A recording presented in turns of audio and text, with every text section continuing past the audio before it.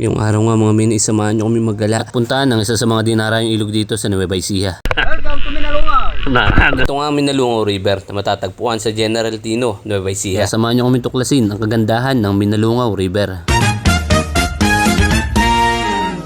Dito nga pala kami bumumula sa barangay na Makabaklay. Di na nga pala ganong kalayuan na Minalungaw River mula dito. Almost 20 to 30 minutes na lang daw ang biyahe papunta ron. Wow, English! At dahil probinsyang-probinsya nga rito, hindi na kami gaano nagprepara. Sobrang init nga pala ng panahon ngayon dito sa Nueva Ecija. Hapon na kami umangat mula dito sa aming pinanggalingan. Kaya hindi na ganong masakit ang tama ng araw sa balat. Sobrang solid nga rin ang view ng madadaanan nyo pag papunta kayo doon sa ilog. Bago nga kami makarating doon sa aming pupuntahan ay nakita muna namin tong solid spot. Tila ba view deck? Nakitang-kita mo ang buong kalawakan ng lugar. Kaya tumigil at napadrone shot muna ako saglit. At dahil malakas nga ang hangin, saglit na saglit lang tayo nag-drone shot. Sinilip lang natin kung gaano kaganda yung lugar. Makikita nga natin dito ang hektarya solar farm project dito sa Megapan. At pagkakatapos nga natin mag-drone shot dahil malakas ang hangin, direkta na kaagad kami sa may ilog dahil sobrang lagkit na at ilang araw na rin di nakakapaligo. At makalipas nga lang ilang saglit ay narating na namin ang bukana papunta sa may ilog na Minalungaw. At may mga nakasalubong nga tayo dito na mga ilang kabalikat natin sa pagde-deliver. Medyo kinabahan din ako kasi akala ko abot yung grab dito. Naranasan ko kasi mga mag-deliver sa mga ilog sa Tanay Rizal. Grabe, sobrang ganda talaga sa lugar na to. Sobrang linaw ng tubig, kitang-kita mo na wala ka ng halaga sa kanya. Tatado.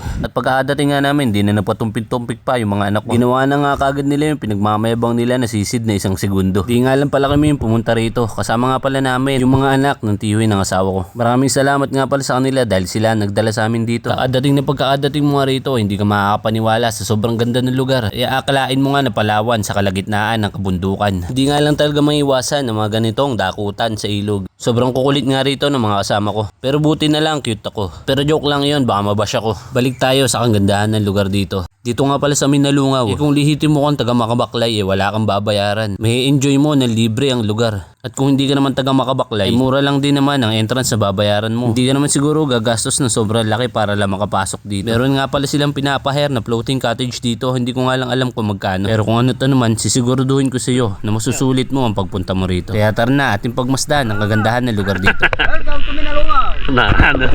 Ito.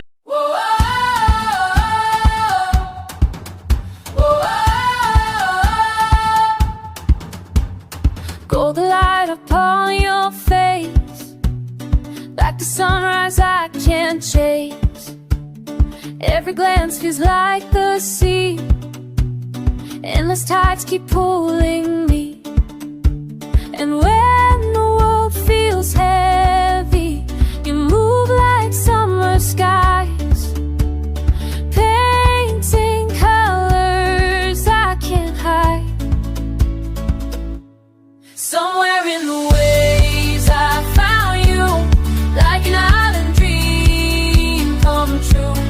Every life's a melody, every look's a mystery. I'm drifting closer, every time that calls your name. Somewhere in the waves I found you.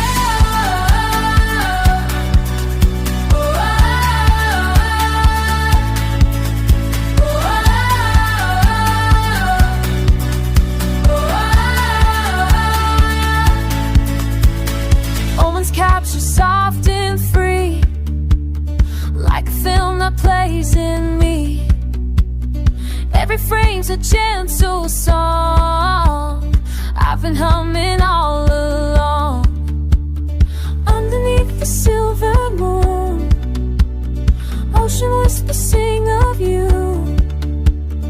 Even if the world's apart, your horizon fills my heart. Somewhere in the way